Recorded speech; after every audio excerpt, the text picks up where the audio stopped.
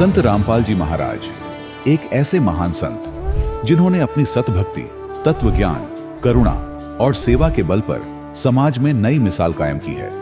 संत रामपाल जी महाराज की अगुवाई में उनके सभी सतलोक आश्रमों से समाज कल्याण के अद्भुत कार्यों ने समाज को सुनहरे भविष्य की एक नई उम्मीद दिखाई है।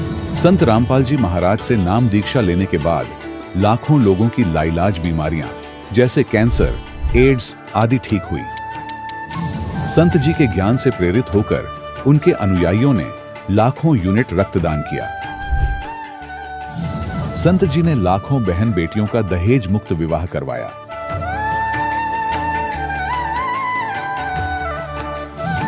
संत जी ने लाखों लोगों का नशा छुड़वाया, करोड़ों उजड़े परिवार बसे। संत जी के आश्रमों में समागम के दौरान निःशुल्क नेत्र चिकित्सा, दंत चिकित्सा प्रदान की जाती है। संत रामपाल जी महाराज द्वारा समय समय पर पर्यावरण संरक्षण के उद्देश्य से बड़े स्तर पर वृक्षारोपण किया जाता है। संत जी ने जरूरतमंदों को तत्काल राहत पहुंचाने के लिए एम्बुलेंस सेवा शुरू की। संत जी अपने अनुयायियों को देहदान के लिए प्रेरित करते हैं, जिससे मानवता की सेवा और चिकित्सा क्षेत्र में सुधार हो सके। संत रामपाल जी महाराज के सभी आश्रमों में हर रोज निःशुल्क भंडारा आयोजित किया जाता है, जहां हर वर्ग, हर जाति और हर धर्म के लोग एक साथ बैठकर भोजन करते हैं।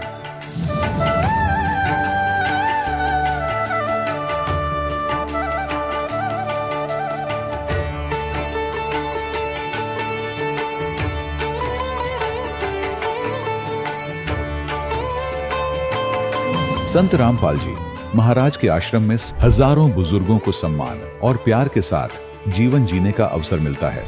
उनके खाने, रहने और स्वास्थ्य की पूरी जिम्मेदारी संत रामपाल जी महाराज उठाते हैं। अनाथ बच्चों के लिए संत रामपाल जी महाराज के सभी आश्रम किसी वरदान से कम नहीं।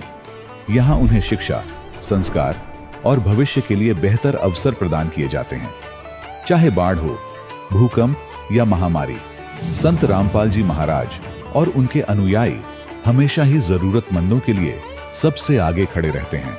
कोविड महामारी के दौरान संत रामपाल जी महाराज के आश्रमों से करोड़ों लोगों के लिए भोजन, दवाइयां और जीवन रक्षक सामग्रियां उपलब्ध कराई गई। चाहे गरीब की मदद हो या किसी शोषित और पीड़ित वर्ग के हक और सम्मान की लड़ाई, संत रामपाल जी महाराज ने हमेशा ही उनकी दबी आवाज को सरकारों तक पहुंचाया है और उन्हें उचित न्याय दिलवाने में अहम भूमिका अदा की है।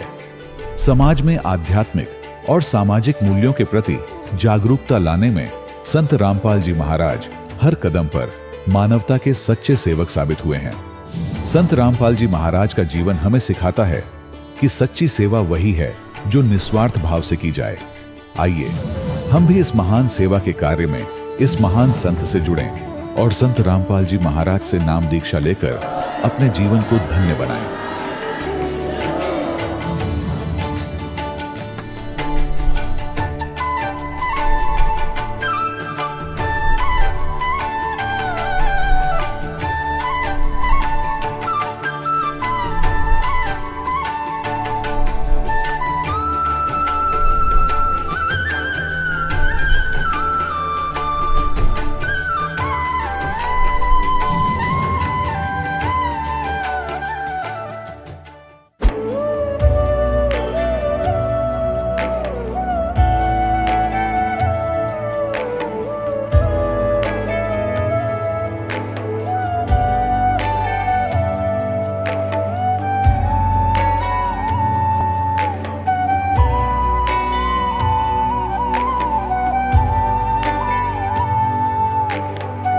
पूर्ण परमात्मा पाप कर्म दंड को भी काट सकता है।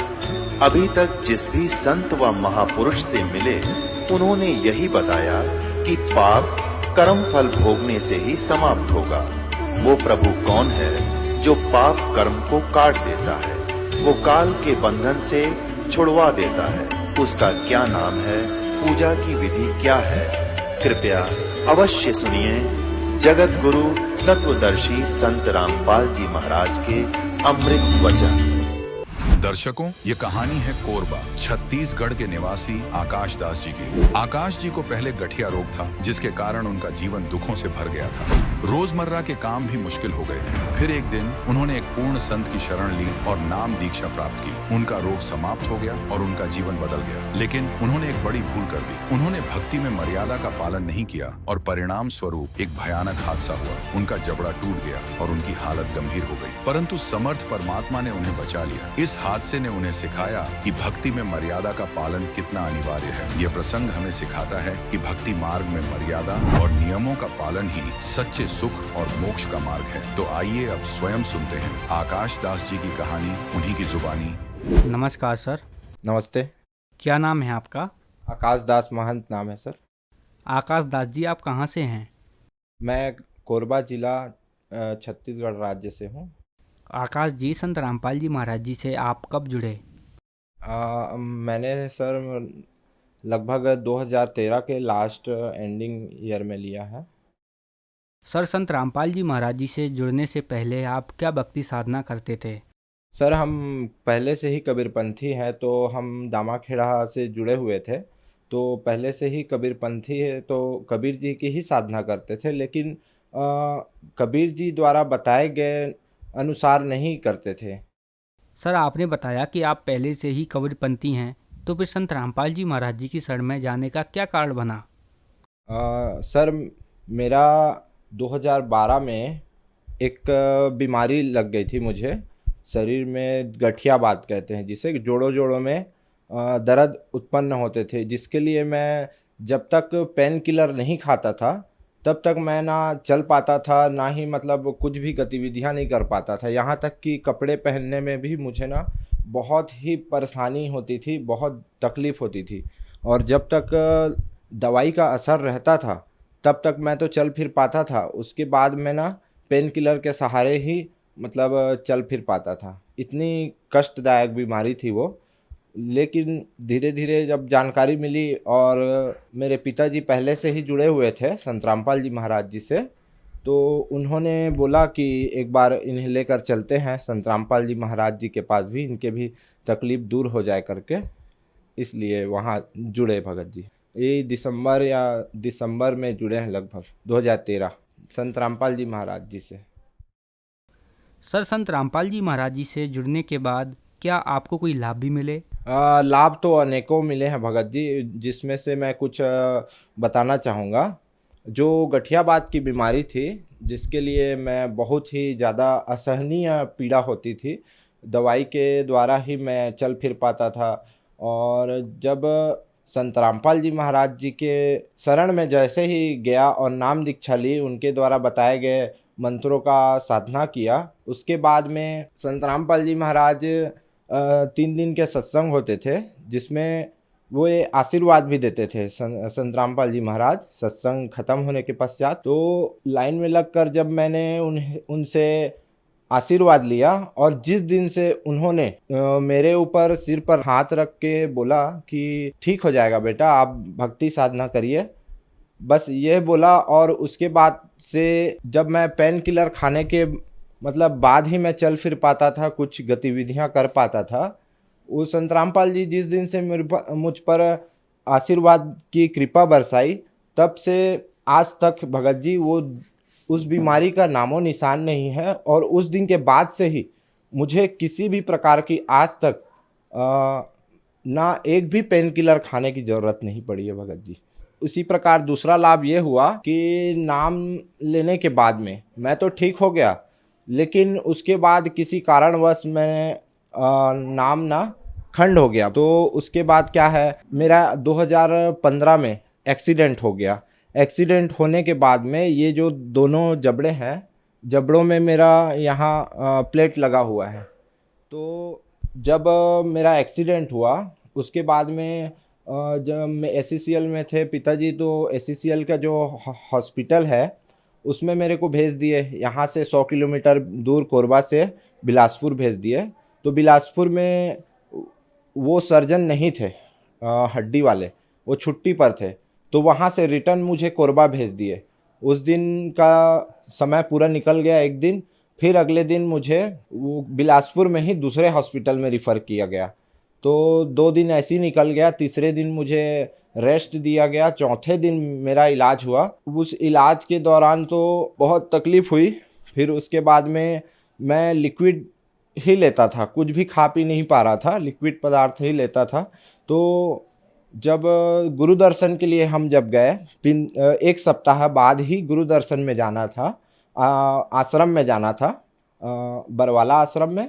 तो जब मैं बरवाला आश्रम जैसे ही गया तो वहाँ जो खाने में दाल चावल रोटी दिए जाते थे तो उसे मैं आसानी से खाने लग गया। और उस दिन से ना मतलब वो जो खा नहीं पा रहा था वो भी ठीक हो गई अचानक से। उस दिन जब मैं वहाँ गया ना तो सब चीज़ मैं खाने लग गया।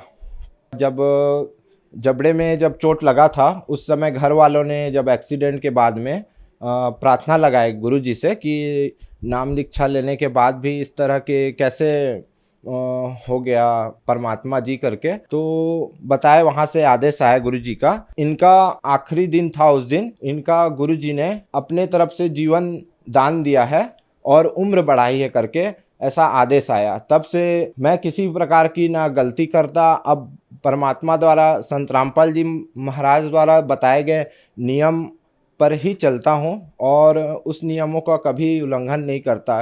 नियम भंग करने की वजह से ही मुझे यह पीड़ा उत्पन्न हुई थी, एक्सीडेंट हुआ था। और एक लाभ और मेरे साथ हुआ कि लाभ तो अनेकों हुए हैं, लेकिन एक लाभ और बताना चाहूँगा कि मेरे यहाँ से एक फ़ोन चोरी हो गया था। मोबाइल दुकान है मेरा तो वहाँ से मोबाइल चोरी होने के बाद मैं भी, महंगा मोबाइल था, परेशान हो गया था कि कैसे मैनेज करूँगा उसको, कौन ले गया करके। तो कैमरा मैं चेक करूँगा सोच रहा था सवेरे। तो जैसे ही सवेरे कैमरा चेक करूँगा सोच रहा था, जैसे ही शटर ओपन किया शॉप का तो साफ़ सफाई करने के लिए काउंटर वगैरह बाहर निकाला ना, उतने में ही जो आदमी ले गया था वो ला कर दे दिया। इस तरह के अनेकों लाभ परमात्मा के तो छोटे छोटे आए दिन होते ही रहते हैं, पर मेरे जीवन में संत रामपाल जी महाराज द्वारा ये बड़ा लाभ था जो कि मेरी भक्ति और मेरा विश्वास संत रामपाल जी महाराज के ऊपर और दृढ़ हो गया। संत रामपाल जी महाराज जी से जुड़ने के बाद आपको बहुत सारे लाभ मिले। आपने बताया कि आप पहले से ही कबीरपंथी हैं, संत रामपाल जी महाराज भी कबीरपंथी हैं।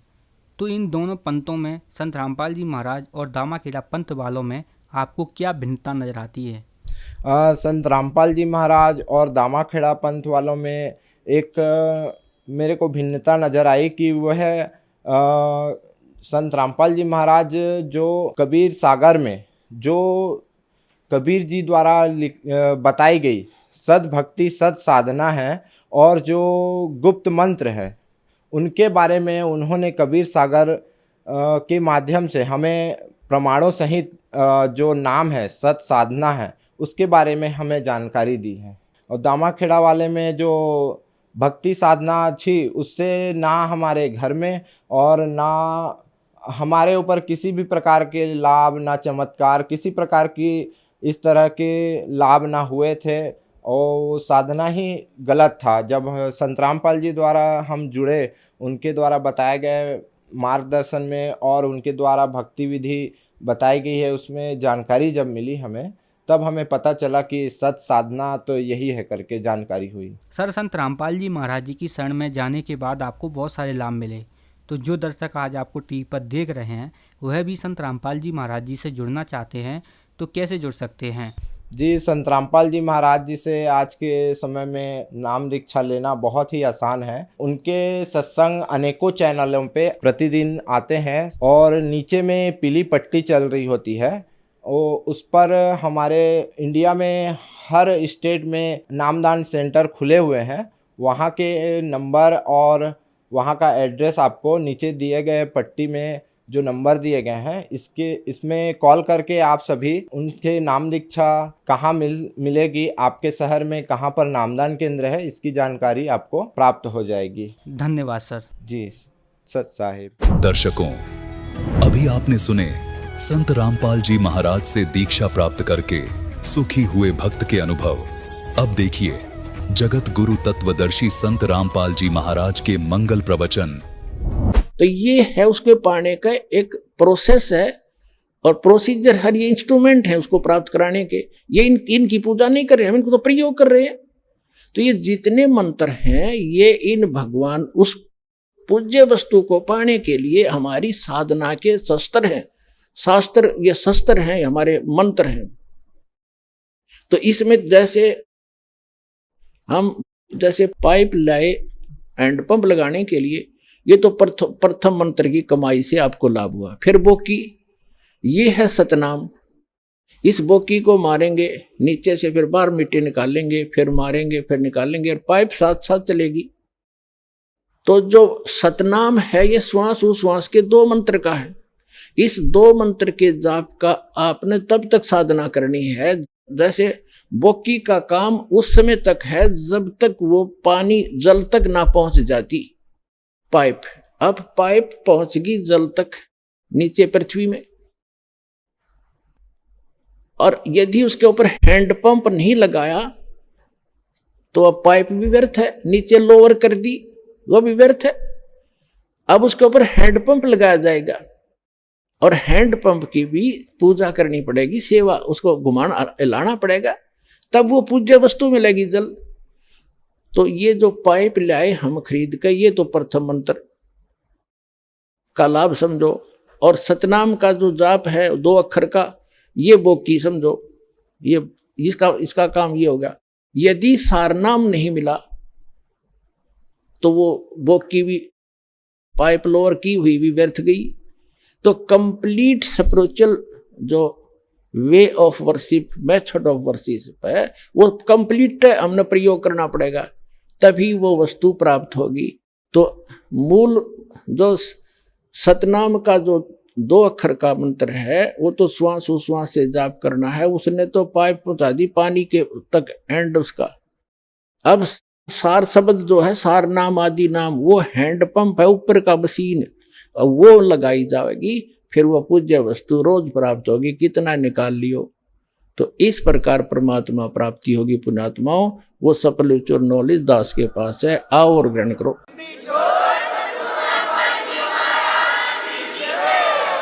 और अन्य पुस्तकों में, बाइबल में, जिसके अंदर 3 होली बुक जिल्द हैं, पवित्र तौरात, पवित्र जबूर और पवित्र इंजिल, उसमें और कुरान शरीफ में और पुराणों में, ये कंप्लीट स्पिरिचुअल नॉलेज नहीं है।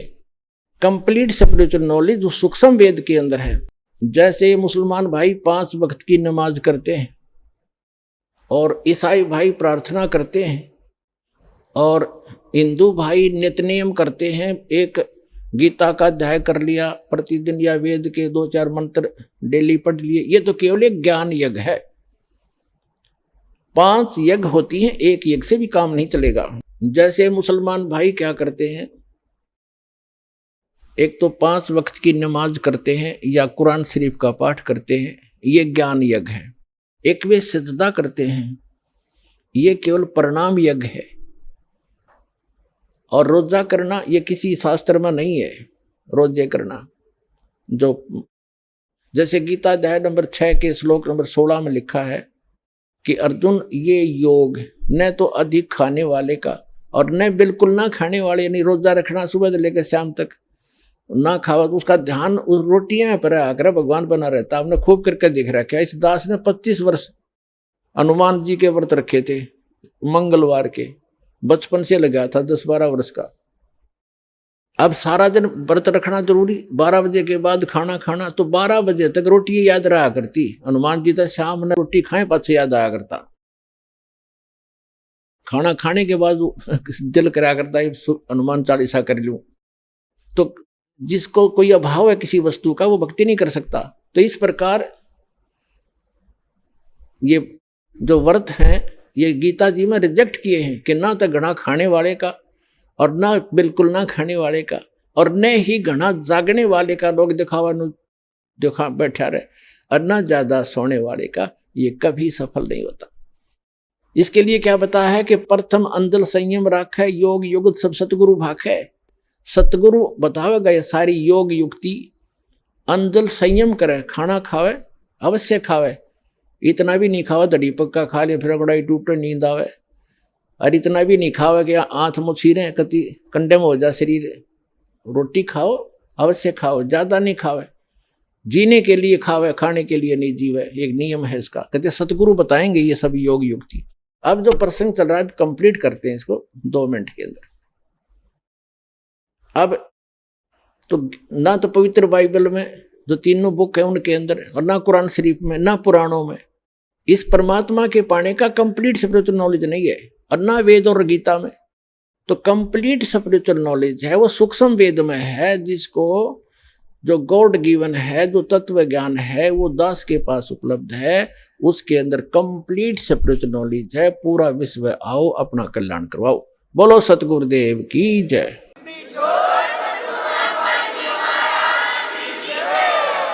आज सबसे पहले परमेश्वर कबीर जी की सर्वसंगत को परमात्मा का लाख लाख शुक्रिया करते हैं कि परमेश्वर ने आप जी का क्रौथा आश्रम वापस दिलवा दिया।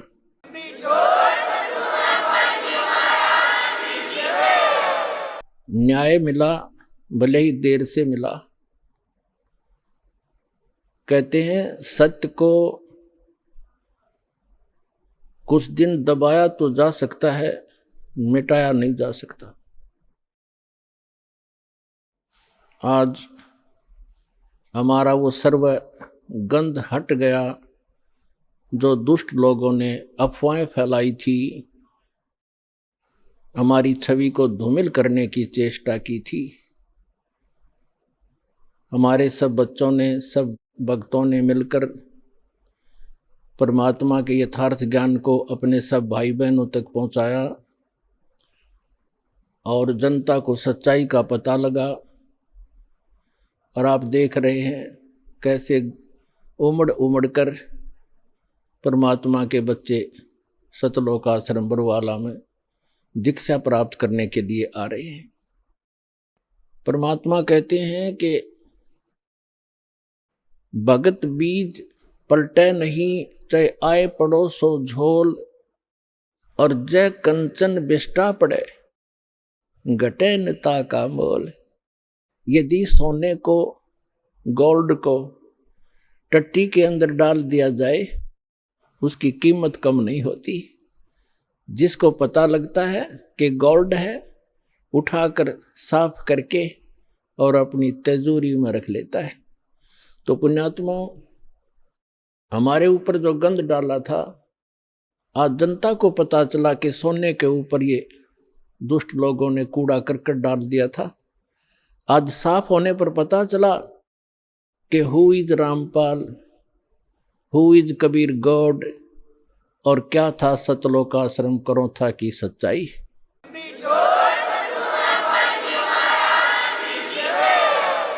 पुण्यात्मा, दुष्ट लोगों का काम तो उनका स्वभाव ही होता है दुष्ट कर्म करने का, और साधु संतों का काम होता है स्वभाव जो उनका होता है परमार्थ ही करने का।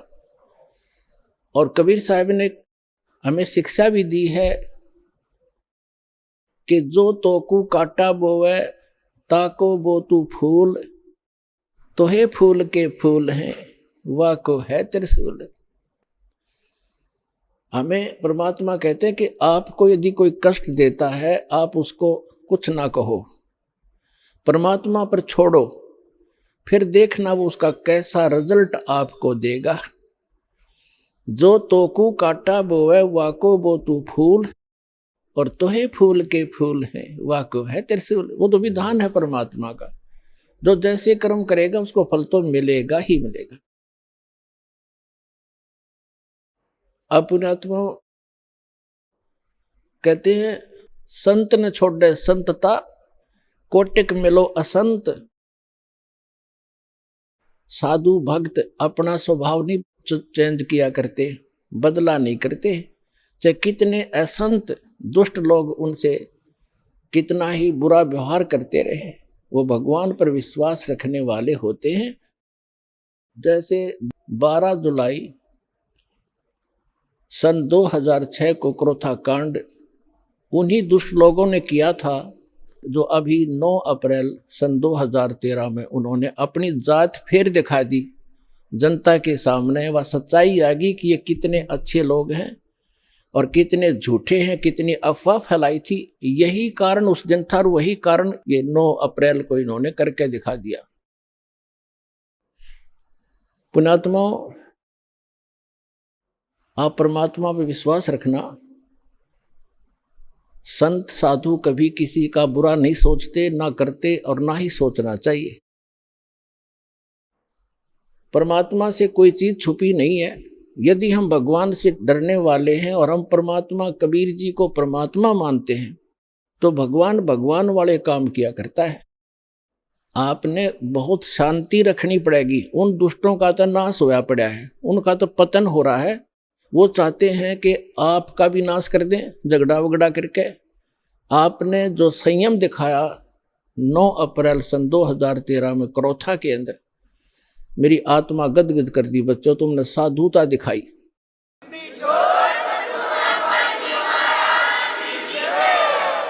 और आगे भी इतना संयम रखना। कहते हैं हस्ती डर माने नहीं जो स्वान बुकाही, और शीश महल को देख के वो भौंक भौंक मर जाई। हाथी कभी भी कुत्ते भौंकते रहो उनकी परवाह नहीं करता, क्योंकि वो उसको हानि कर नहीं सकते।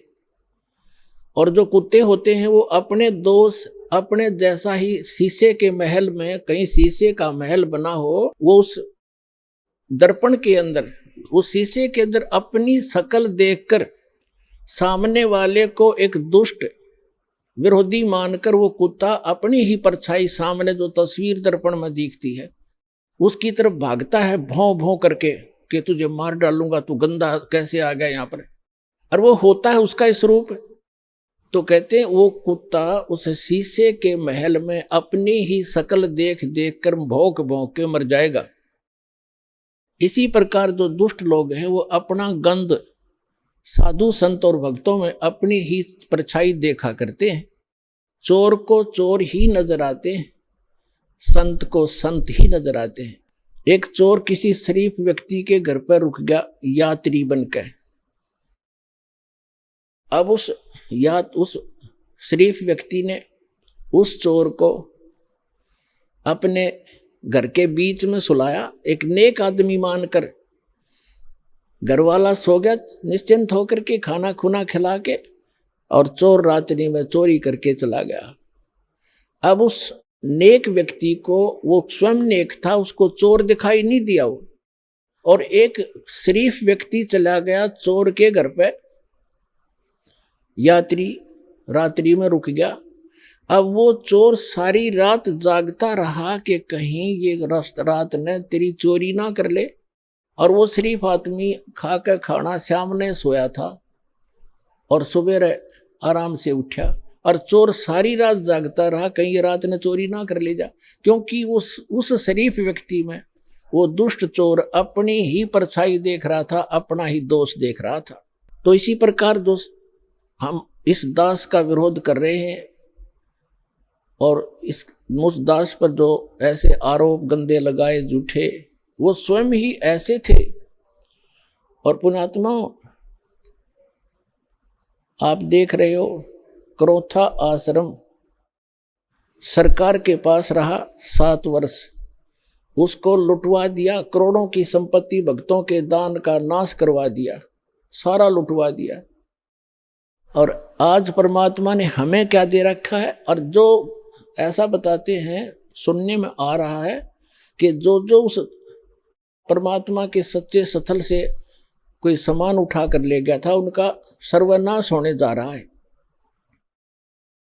एक ने बताया कि एक हमारे गांव में उठा कर ले गया था पुलिस वाला, तो उसके पुत्र का विवाह हुआ। वो लड़की ने आकर देखा कि तुम ये चोरी का सामान एक संत के दरबार का उठा कर लाए हो। वो लड़की उनको तलाक दे दिया। कि मैं तुम्हारे जैसे दुष्टों के घर पर नहीं आऊंगी। 2 महीने के बाद उसका अपना पुत्र विष खाकर मर गया, इकलौता पुत्र था उसका, सर्वनाश हुआ। तो पुण्यात्माओं, हम किसी को बद्दुआ नहीं देते, लेकिन भगवान का जो तराजू है वो एररलेस है। मन तू पावेगा अपना किया रे, भोगेगा अपना किया रे। अब जैसे एक बिच्छू दरिया में बहता हुआ आ रहा था और एक संत भक्त स्नान कर रहा था दरिया में। उसने देखा ये जीव डूबेगा मरेगा, उसने ऐसे हाथ में उठाया, उसको बाहर फेंकना चाहा। बिच्छू ने डंक मारा और पानी में गिर गया। उसने फिर उठाया, उसने फिर डंक मारा और पानी में उछल गया। उसने फिर उठाया, उसने फिर डंक मारा और कुछ देर में फिर उसने दोनों हाथों से पानी समेत ही उसको पटरी पर फेंक दिया। एक आम व्यक्ति खड़ा खड़ा देख रहा था, कहने लगा, रे भले आदमी, तेरे तो हाथ पर डंक मार रहा है, तू इसको बचाने की चेष्टा कर रहा है, मरने दे, इसको बहने देता। तो संत ने कहा, भक्त ने कहा कि ये अब इसका स्वभाव है ये, और मेरा स्वभाव है ऐसा। हमारा परमार्थ करने का स्वभाव है और बिच्छू का डंक मारने का स्वभाव है। जब ये अपना स्वभाव नहीं छोड़ सकता तो मैं कैसे छोड़ दूं? तो पुण्यात्माओं, जो दुष्ट लोग हैं वो तो बिच्छू हैं, वो तो डंक मारते रहेंगे, लेकिन आप संत भी हो। और जो तो को काटा बोवे ताको बो तू फूल, और तोहे फूल के फूल हैं वाको है त्रिशूल। एक समय की बात है, एक चोर चला गया किसी चोरी के उद्देश्य से। उसने एक गरीब किसान का बैल चोरी कर लिया, अकेला एक ही बैल था उस गरीब व्यक्ति के। लेकिन वो भक्त था, भगवान का भक्त था, परमात्मा से डरने वाला था, दान धर्म करता था, गुरु जी की शरण में जाता था। परमात्मा आते रहते हैं, कोई भेष बदल कर कहीं ना कहीं संत की लीला करते रहते हैं, कबीर भगवान। उसकी एक ही बैल था गरीब के, उसी को चोरी कर ले गया। अब उस चोर ने, जैसे वो 100 रुपये का बैल था, उसने तो 20 रुपये में बेच दिया। उसका कौन सा धन था, बेचकर, और पुराने समय की बात है, उसको कर दिया वो खा खर्चे। उसने देखा कुछ दिनों के बाद वो फिर गया, इधर उधर देखा, कहीं दाव लगा नहीं। उसी किसान के आसपास रात्रि में फिर पहुंचा, उसके झांक कर देखा, उसके 2 बैल बंधे थे और किसान आराम से बैलों से दूर सो रहा था अपने ही आंगन में। चोर ने उस किसान के दोनों बैल चुरा लिए और वो ले गया। अब उस किसान ने अपने गुरुदेव से कहा, गुरुदेव, आपके दास के दोनों बैल चोरी हो गए। तब परमेश्वर ने, गुरुदेव ने कहा, बेटा, उसका स्वभाव है, वो कर्म है, आप भगवान पर विश्वास रखो। यदि चोरी करने से ही कोई धनी बनता है तो कोई भी काम ना करे और सब चोरी ये कर ले, परमात्मा तेरे को कई गुना देगा, विश्वास रख, डगमग ना होना।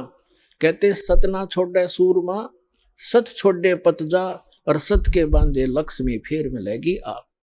और कहते धर्म तो दसके नहीं, दसके तीनों लोक, और खैरायत में खैर है कीजिए आत्म पाओ। परमात्मा ने दया बख्शी, बढ़िया फसल होगी, वर्षा हुई बहुत अच्छी और कमाल हो गया, खूब फसल होगी। अब 1 वर्ष के बाद वो चोर फिर गया। उसने ये विचार लगा कि वो व्यक्ति ना कोई पुलिस में रिपोर्ट कराता और ना तेरे सिर में कोई दर्द करता, नहीं तो कोई खोजी पीछे लगा दे, ढूंढ ले चोर। तो वो शरीफ फिर देखा कि अब के फिर जाता हूं उधर ही। अब चोर ने तो वो 3 बैल बेच के खत्म किए, खा खू के फुर कर दिया। तो उसने जाकर देखा, चोर ने, रात्रि के समय किसान बाहर सो रहा, गर्मी का मौसम था, और उसके 4 बैल बहुत सुंदर, जैसे सांड जैसे तगड़े तगड़े 4 बैल बंधे हुए। अब उस चोर के कलेजे में एक ऐसी धक हुई और कलेजा पकड़ कर बैठ गया। उसने विचार लगाया कि मेरा तो नाश हो लिया, 3 बैल ले गया था, तीनों खत्म हुए, और घर में भी हानि, बच्चा बीमार है, पत्नी को रोग लगा हुआ है, और आज इसके 4 बैल। उसने उस किसान को उठाया, सूते हुए को। उसने, किसान ने कहा, कहाँ भाई, कौन है तू? मुझे सोने दे भाई, सारा दिन खेतों में काम किया है, मैं थका पड़ा हूं। और वो कहने लगा, मैं चोर हूं भाई।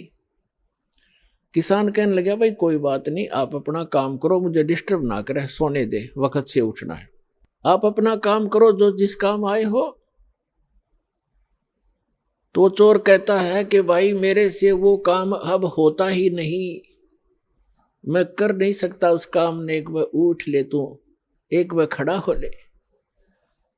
उसने कहा, क्या बात है? चोर ने बताया कि भाई मुझे चाहे तो पुलिस में पकड़वा दे और चाहे किसी गांव के व्यक्तियों ने बुला के जान तो मरवा दे, मैं सच्ची बताऊंगा आज। वो कहने लगा, किसान के, बता भाई क्या बात है? मैं ना तो तेरे को पुलिस में पकड़वाऊं और ना मैं तुझे किसी से पिटवाऊं, भाई तो क्या करना चाहते हो बताओ। उसने कहा कि मैं आपका पहला बैल भी मैं चुरा कर ले गया था, और तेरे दूसरे बैल, जब फिर मैं दूसरी बार आया तो आपके 2 बैल थे बहुत सुंदर, और मेरे उस एक, वो भी मेरा वैसे ही विनाश हो लिया था, वो भी खर्च हुए। दूसरी बार आपके दोनों बैल भी मैं चुरा कर ले गया था, और मेरे पास आज खाने को दाने नहीं, और तेरे पास 4 बैल खड़े हैं, मुझे युवराज बता दे, ऐसा गरीब आदमी तू कैसे लाया 4 बैल? तब उसने कहा, भाई अब सुन ले मेरी, मैं कहां से लाया? मैंने गुरु बना रखे हैं, और वो परम संत भगवान आए हुए हैं, मैं उनका सेवक हूं, उनकी आज्ञा का पालन करता हूं, और ऐसे कर आप भी दीक्षा ले लो, परमात्मा धनी करेगा तब धनी बना करते हैं। तो उसने कहा, ठीक है भाई, मैं दीक्षा ले लूंगा। अपने गुरुदेव के पास लेकर गया वो किसान उसको कि गुरुदेव, एक भक्त आया है, आपका दास आया है, और ये दीक्षा लेना चाहता आपसे। अच्छा बेटा, दीक्षा ले लो। तो गुरुदेव ने बताया कि बेटा चोरी नहीं करनी, मांस नहीं खाना, शराब नहीं पीना। तो उसने कहा, महाराज मैं बड़ा दुष्ट व्यक्ति था, और आपके इस देवता के मैं 3 बैल चुरा कर ले गया था, मेरा तो नाश हो गया, मेरा बच्चे भी बीमार, मेरी पत्नी को भी रोग है, और आपके इस बच्चे के 4 बैल बंधे। तो उसने कहा, बेटा कोई बात नहीं, अनजान में गलती ना जाने किस किस पे हो जाती है, और फिर सुधर जाओ, इंसान ही होता है। और बेटा भगवान देता है तभी धनी हो सकता है, ऐसी बकवादों से धनी नहीं हो सकता। उसको दीक्षा दिलवा के उस चोर को, अब तो भक्त बन गया। कहते हैं, हर सुमरे सो हंस कहावे, कामी क्रोधी कागरे। भक्ति करे तो भक्त हो गया, चोरी करे था चोर था, अब भक्त बन गया। अपने घर लाया उसको और कहा, भाई क्या काम करता है? वो कहने लगा, मैं भी किसान हूं। भाई ठीक है, ऐसे कर, 1 बैल ले जा तू, और एक अपना किसी और से जुगाड़ करके कर लिए, 1 बैल ले जा और अपना कमा ले। तो उसने कहा, नहीं मैं बैल ले जरूर जाऊंगा, क्योंकि मेरे पास अभी भी जुगाड़ है नहीं, लेकिन आपका जो मैं चोरी करके ले गया था वो भी पाई दूंगा, मुझे पता लग गया बाग, फिर अगले जन्म में देना होगा।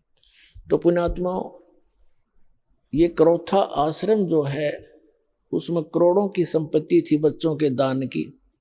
इन दुष्ट प्रशासन वालों ने, हरियाणा के मुख्यमंत्री आर्य समाज जी है, और उन जो हमारा विरोध कर रहे हैं वह भी आर्य समाज के जो आचार्य वगैरह हैं, उनकी दुकानें बंद होने लगी थी, क्योंकि मैं इस दास ने इस नकली महर्षि दयानंद के सत्यार्थ प्रकाश के अज्ञान को वेदों से तुलना कर दी, और उसका वो कैसा समाज सुधारक था उसी के इतिहास में लिखा हुआ इन आर्य समाज के आचार्यों का जीवनी वह दिखा दी। शराब यू भांग यू पीवे भाई, तमाकू यू सूंगे, हुक्का यू पीवे, भांग पीवे, चाय पीवा तो कम से कम अब रंग बसम खावे। और वेदों से तुलना कर दी कि सत्यार्थ प्रकाश नाम का जो सदग्रंथ है उसमें लिखा तो ये है कि शास्त्र वेदों के अनुसार मैंने इसकी रचना की है, वेद के टोटली विरुद्ध है। और ऐसी बेहुदी बातें लिखी है, मैं आपको बताते हुए मुझे शर्म आती है उसमें क्या लिखा। तो ये इसलिए बताया था दास ने कि ठीक है गलती सब पर हो जाती है, दास को वो ज्ञान हुआ, आप भी भगवान के बच्चे हो सभी, एक दयानंद की नहीं। इस दास ने सभी संत और पंथों की वह जो अज्ञान था सदग्रंथों से जांच करके जनता को दिखा दिया, जिसका परिणाम ये है लाखों की संख्या में उमड़ कर आ रहे। तो जिस कारण से उनको ये चिंता बन गई इन आचार्यों को, आर्य समाज के आचार्यों को, प्रधानों को, कि जिन आर्य समाज के व्यक्तियों से तुम चंदा ले लेकर अपनी दुकानें चला रहे हो, यदि उनको पता लग गया कि सत्यार्थ प्रकाश इतना बेहुदा ग्रंथ है, और ये महर्षि कहते हैं आसपास भी नहीं था दयानंद, तो फिर ये सभी उनके अनुयायी रामपाल के पास चले जाएंगे और उनका कल्याण हो जाएगा। ये कल्याण नहीं चाहते, जानबूझ साची तजर करे झूठ ते दे, और ताकि संगत है प्रभु सौपन में भी ना दे। तो ये जानबूझ कर बकवास करे, इनको सबको पता चल गया है, और बुद्धिमान है वो शांत हो गए। और ये दुष्ट टाइप के लोग अभी भी विरोध कर रहे हैं। ये तो वो हैं, परमात्मा कहते हैं हाथी डर माने नहीं, जय स्वान भुकाही, और सत्संगी संग ना तजय चतराम बसाई। हाथी जैसे कुत्तों के भौंकने से कभी परवाह नहीं करता, चलता रहता है। तो साधु संत चाहे कोई कितना विरोध करो पर सच्चाई पर रहे, भगवान से डर कर चले, किसी का बुरा नहीं करे, सोचे भी नहीं, करना तो बहुत दूर की बात है। तो उसका बुरा कभी नहीं हो सकता, ना तो फिर भगवान की आवश्यकता ही नहीं, भगवान है ही नहीं कहीं पर। तो अब उस आश्रम के अंदर पुलिस वहीं पर सरकार के कब्जे में, और करोड़ों की चोरी करवा दी, एसी तक उठा ले गए, और उसको कह दिया वो अनट्रेसेबल है, पता नहीं लगा चोर का। तुम टिंडे लेने बैठी थी पुलिस वहां पर, चोर का पता नहीं लगा। अरे ये पता लगेगा चोर का। भगवान कहते तुम उस दरगाह का महल नहीं देखा, धर्मराज के तिल तिल का लेखा। परमात्मा सारे पूरे कर देगा बच्चों तुम्हारे, देख लेना। पर तुम बैलेंस ना खोइयो, अपनी शांति बनाए रखना, कुछ दिनों में दिखा देंगे आपको, ये पूरा संसार पलटेगा।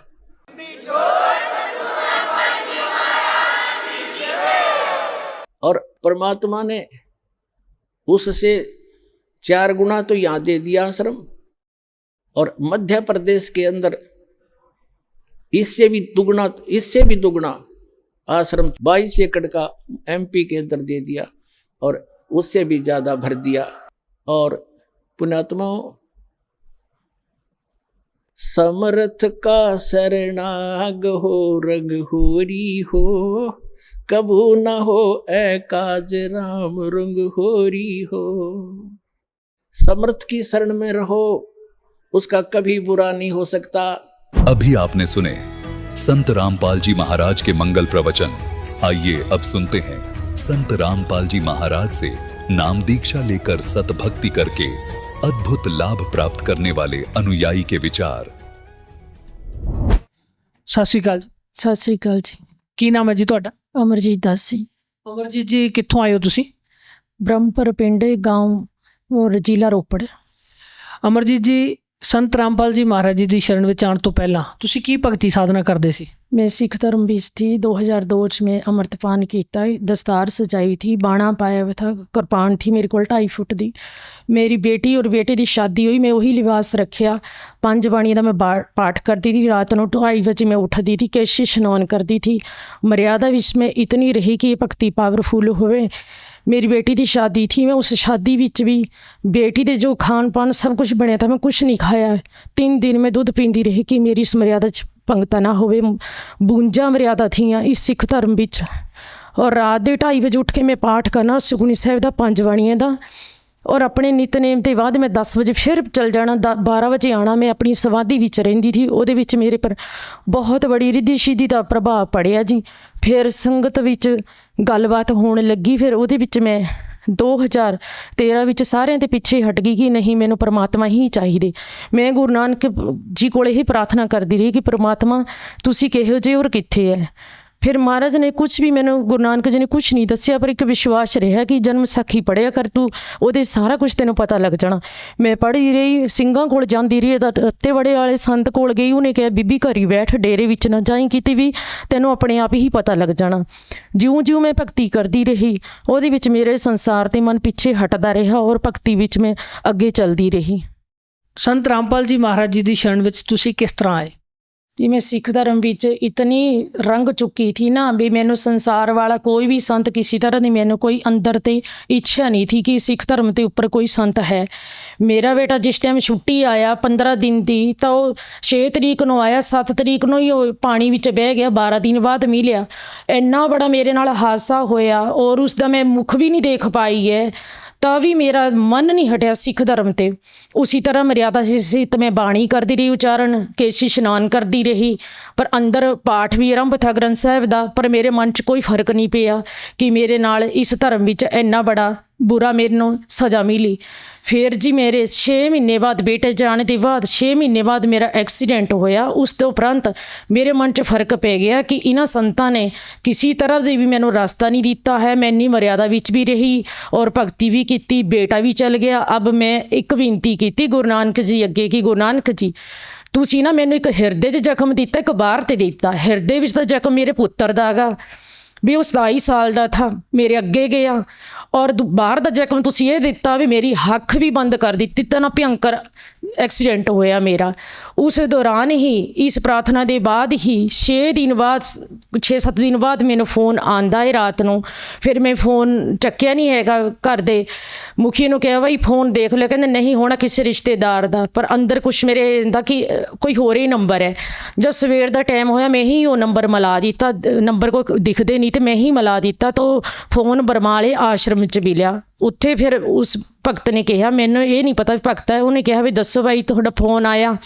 मैं कहा जी मेरा बेटा संसार ते चले गया, भी मैनू दसो मैं जीवन अगला किस तरह जीऊँ। मेरा मन बहुत अंदर टेंशन दे नाल 24 घंटे घिरिया रहिंदा।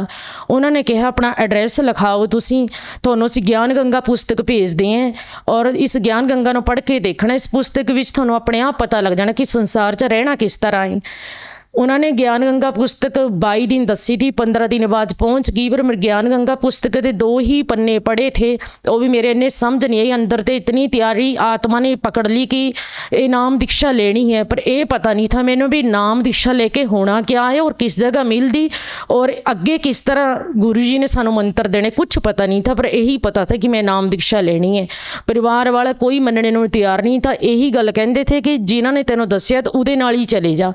मैं कहा नहीं भी तुहानूं जाना ही पैना। जिस टाइम करदा मुखिया गया है नाल, पर उत्थे जाके भगतां नाल कोई गल नहीं हुई। घर भगतां ने ही गल कहा कि भाई तुसी ज्ञान समझ लो पहला फिर दीक्षा लियो। मैं कहा नहीं मैं दीक्षा अज ही लेके जाना। उन्होंने फिर कहा कि नहीं तुसी ज्ञान समझ लो। मैं कहा नहीं मैं दीक्षा अज ही लेके जाना। और मैनूं ये भी पता नहीं था कि नाम दीक्षा दे के ये मंत्र करने ते कितनी पावर अंदर आनी है। जिस टाइम वो मैनू अंदर लै गए, जिस टाइम गुरु जी मैनू शब्द मंत्र देन लगे और मेरे अगे पिछे मेरे कुछ भी महसूस नहीं होया और मैंने यही होया अंदर की बच गई, बस यही होया। मैं उन्होंने बाहर आके दसे, उन्होंने कहा भी ठीक है तुसी मर्यादा सहित रहोगे।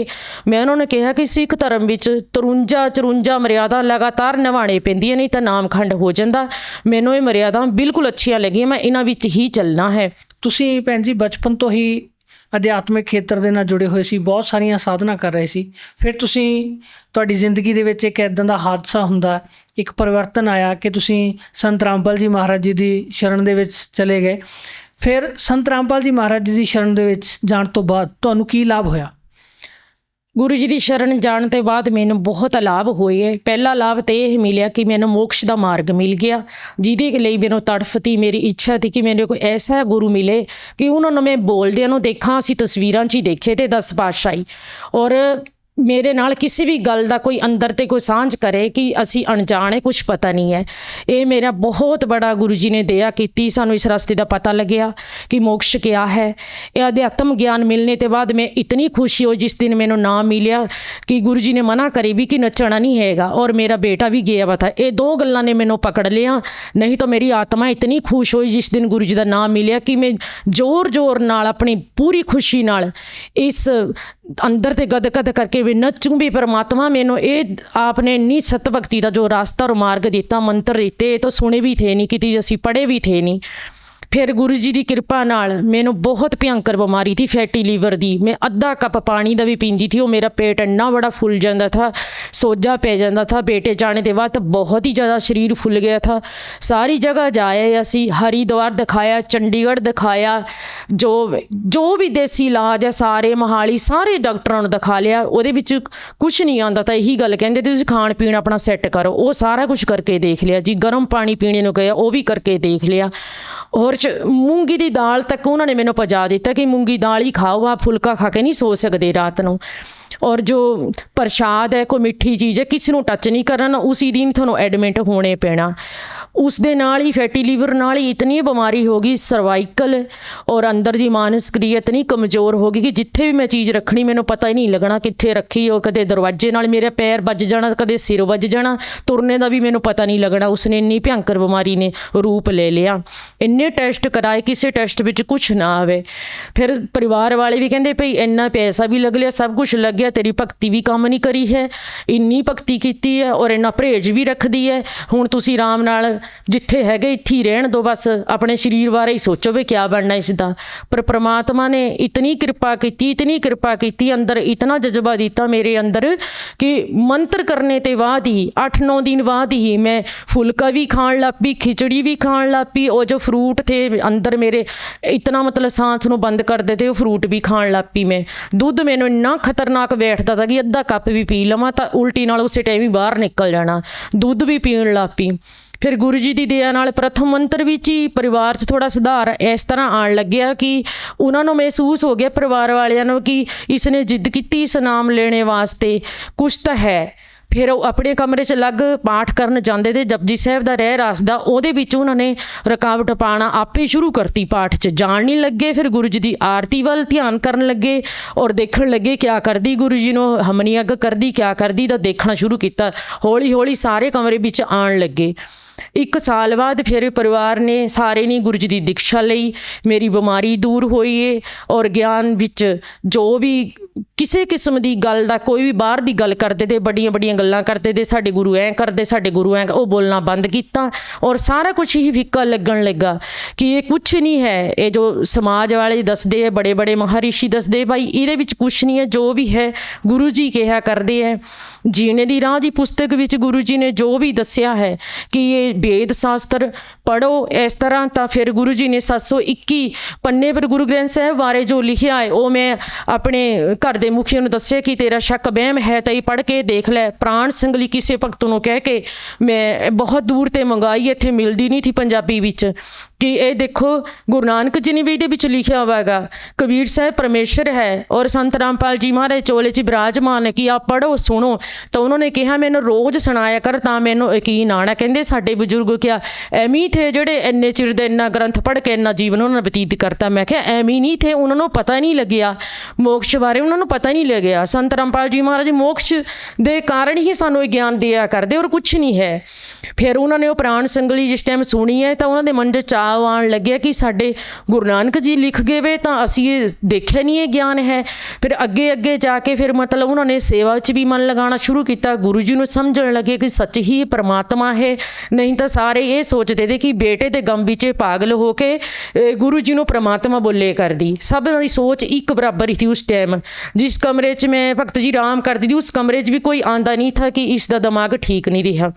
मेरी मानस क्रिया गुरु जी ने इस तरह ठीक की है, जो मैंने चीज़ रख के पता नहीं लगता कित्थे रखी, वो बिना दवाई तो ठीक की। असी प्रार्थना गुरु जी को भेजी, गुरु जी मेरी मानस क्रिया ठीक नहीं है। गुरु जी का आदेश आया कि कबीर साहब परमेश्वर दिया करेंगे। महीने बाद मैनू मतलब जो दरवाजे विच मेरे पैर हथ सिर इदी बजते थे चक्कर नाल वो सारे बंद हो गए, बिल्कुल ठीक हो गया, सीधी तुरन लगी मैं। फिर गुरु जी की कृपा नाल सारे ही परिवार का दृढ़ विश्वास हो गया, बिल्कुल ऐन मतलब मेरा सहयोग देन लगे। जिस टाइम मैं आश्रम जाना, सेवा च जाना, गुरु जी का यज्ञ भंडारा कोई भी आंदा उहदे विच मेरा सहयोग देन लगे। अज मैं गुरु जी की कृपा नाल अंदर ते बिना डर ते गुरु जी के आश्रम और नाम केंद्र सेंटर जाती। उस टाइम मैंने बहुत डर था, जिस टाइम मैं गुरु जी शरण च आई कि इन्होंने मैनू किते भी जाने की रुकावट पानी। हौली हौली हौली हौली गुरु जी ने उसी तरह दे बना दिते जिस तरह का मेरा मन भाव था कि गुरु जी को परमात्मा ही समझे। संत रामपाल जी परमात्मा है, संत नहीं है। संत बहुत पृथ्वी, परमात्मा वो काम करता है जो मतलब कोई सोच भी नहीं सकता। गुरु जी वही काम करया करते। इस वक्त साडे नाल कोई सोच भी नहीं करता जो परमात्मा इस टाइम करया करते। जो अज साडे दर्शक तुहानू देख रहे हैं उन्हां नू की संदेश देना चाहोगे? मैं उन्होंने संदेश तो नहीं दे सकती, मैं हाथ जोड़ के बेनती करती खास करे सिख भाई और भैनों कि भाई मैं 25 साल इस पंथ विच रही, भी हर सवेर एक नवा जंग हुंदा था। मैनू ये नहीं पता होंदा कल शाम मैं कित्थे होना तो कल सवेर मैं कित्थे होना। मैं रज के जोर ला लिया अपने तन मन ते, यात्रा ते भी, सेवा सिमन ते भी, अपने शरीर को कष्ट दे के भी मैनू राहत मिले। भाई ग्रंथ भी ठीक है, सब कुछ ठीक है, पर समझाने वाले ठीक नहीं है।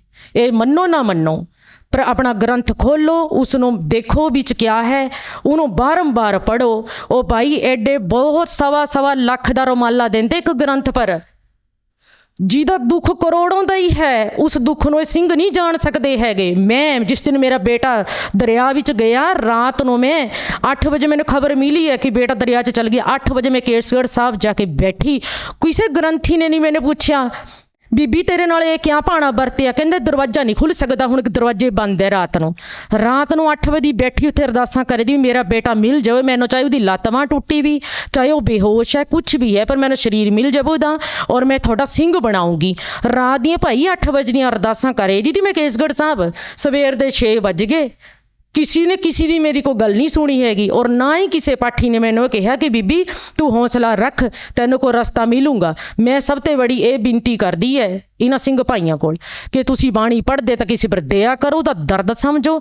जिस गुरु ने थोनों जो मर्यादा दसी वो मर्यादा के अंदर रह के ये काम बन सकता, नहीं तो बहुत ही मतलब जिद्दां मेरे नाल होई है, ये देख लो किस ढंग नाल होई है, किसी नाल भी हो सकती। विश्वास एक भगत का बहुत बड़ी चीज़ है। मेरे विश्वास में बहुत बड़ी ठेस लगी है, और मैं जिस तरह एक इस्त्री नूं तो बहुत ही ज़्यादा मतलब उंगलियां उठाते सब कोई, सिंघां नूं तो चल ये होना है कि साड़ा दल है, जत्था है। मैं सब जगह जाके देख लिया। ये गोबिंद सिंह इत्थे ਜਿਹੜੇ अपने प्यारिਆਂ ਨੂੰ ले के लड़ाई ਨੂੰ ਜਾਂਦੇ थे, वो लड़ाई तो हरेक घर 'ਚ ਐਵੇਂ खड़ी हुई भी है। हुण तुसीं मन्नो ना मन्नो, वो तो जंग दे थे जंग जीतने वास्ते। हुण तो जंग तो अपने नाल एक दूसरे ने छेड़ लिया वा, थोनों बुरी लगे चल गल खरी लगे, पर मैं देख लिया। केसगढ़ साहब साडे घरां कोल ते 8-9 किलोमीटर दूर है। असी कोई दिन तिहार कुछ नहीं छड्डदे थे, जिस टाइम पूरे जोश जलाल नाल इस तिहार 'च शामिल नहीं हुंदे थे और मर्यादा का पाल नहीं करते। सब पता है परमात्मा नूं भी साडे नाल बणी क्या है। असली जिंदगी तो मेरी हुण है, 34 साल तो मेरे इस तरह चले गए जिस तरह कोई कार्टून हुंदा। भाई कार्टून नहीं है जिन्हों को लाभ नहीं मिलिया है। मैनू गुरु जी ने जो लाभ दिते है वो अच्छे परम पिता परमात्मा की निशानी है, अपने बच्चे नूं गोद विच रखदा वो पिता मिलना जरूर। जे इसे ग्रंथ विच तुसीं देखो, हुक्मनामे नाल गल नहीं बननी भाई। धन्यवाद जी। सत साहिब, सत साहिब।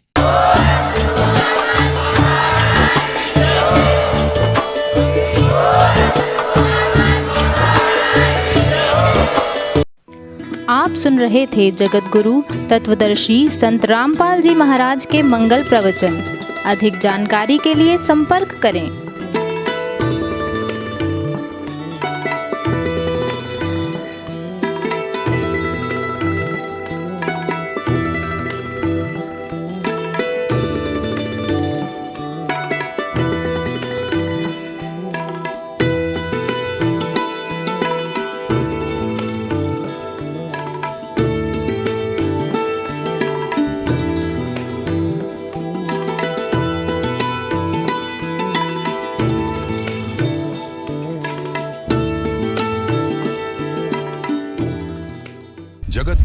तत्वदर्शी संत रामपाल जी महाराज जी के पावन सानिध्य में भक्ति की अलख जगाने तथा श्रद्धालुओं को सत्य भक्ति मार्ग का रास्ता दिखाने हेतु कनाडा के लोकप्रिय channel the TV NRI channel पर जगत गुरु तत्वदर्शी संत रामपाल जी महाराज जी के मंगल प्रवचनों का प्रसारण प्रतिदिन सुबह 7:30 बजे से 8:30 बजे तक तथा रात्रि 7:30 बजे से 8:30 बजे तक किया जा रहा है। इस सत्य भक्ति मार्ग को अपनाने के लिए अधिक से अधिक सत्संग प्रसारण देखें। इस सत्संग प्रवचन का सीधा प्रसारण संत रामपाल जी महाराज लाइव सत्संग YouTube चैनल और जगत गुरु संत रामपाल जी महाराज Facebook पेज पर भी देख सकते हैं।